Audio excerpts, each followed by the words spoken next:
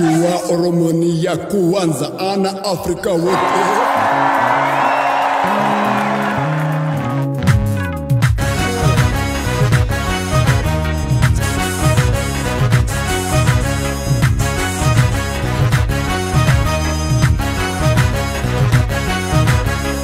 Birbirone kanko, birbirone kanko, rifuna gugamte, bahagali rako, hasunu kamamte, birbirone kiyo yandere,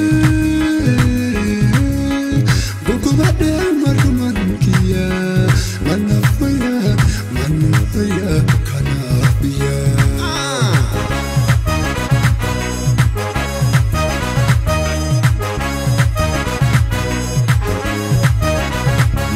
Nama betu una fayadam ziru barulatu arasi fakata hade hidate janna fitu surte wanmanamudate kalbe ofitansite jobu kakenu wasidamu jobu kakenu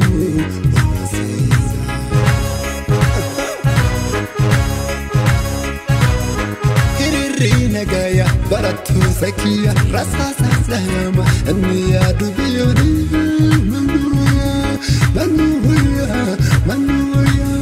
manuya diga fi rabbi mutingati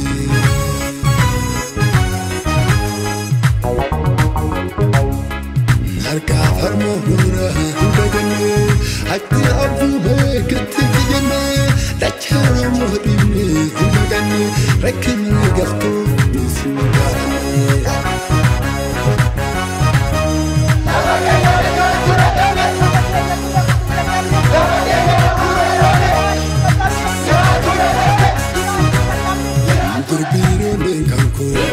Birbirone kanko, rifuna gugamte, bahagali rako, nasulu kamante, birbirone kiyanende,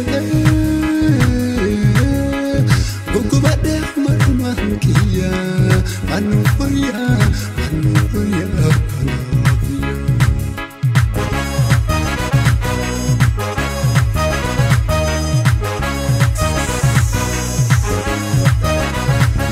Nama betu una fayadanta jiru barulatu arasi fakata hade hidante janno fitu surte wamaran ate kalbe ofitansite tubu kakenu wasidahu tubu kakenu wasida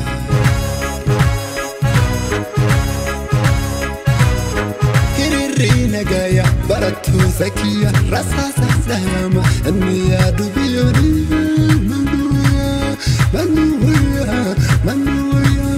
manuya diga fi rabbi mutingati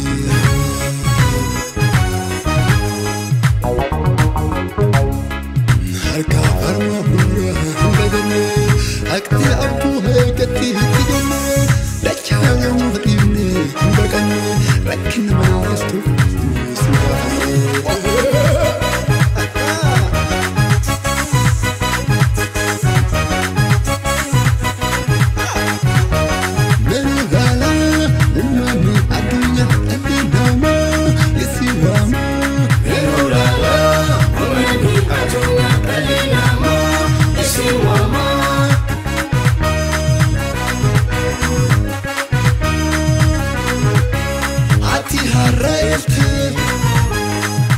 Barsifate, lubusi salvate, warami najete, manuya.